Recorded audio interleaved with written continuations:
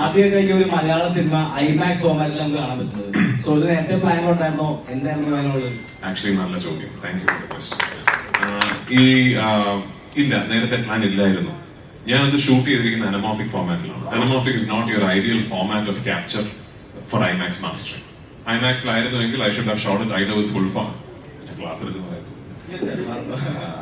Okay, നിങ്ങൾ report ചെയ്യുമ്പോൾ വായിക്കുന്നവർക്ക് സിനിമ താല്പര്യമുള്ളവർക്ക് മനസ്സിലാവും. പക്ഷേ either shot with full format lenses അല്ലെങ്കിൽ ഇപ്പൊ അലക്സയുടെ 65 എന്ന് പറയുന്ന ഒരു പുതിയ ഐമാക്സ് ഓപ്റ്റിമൈസ്ഡ് ക്യാപ്ചറിംഗ് മെക്കാനിസം ഉണ്ട്. അതിലായിരുന്നു ഞാൻ ഷൂട്ട് ചെയ്യേണ്ടിയിരുന്നത്. ഞാൻ അതല്ല ഷൂട്ട് ചെയ്തത്, ഞാൻ അനമോർഫിക്സിലാണ് ഷൂട്ട് ചെയ്തത്.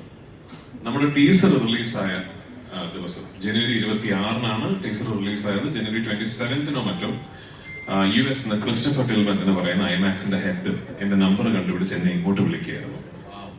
അദ്ദേഹമാണ്, അതെ, താങ്ക്സ് ടു, അതുകൊണ്ട് ഞാൻ പറഞ്ഞ താങ്ക്സ് പറയേണ്ടതായിട്ടുണ്ട്.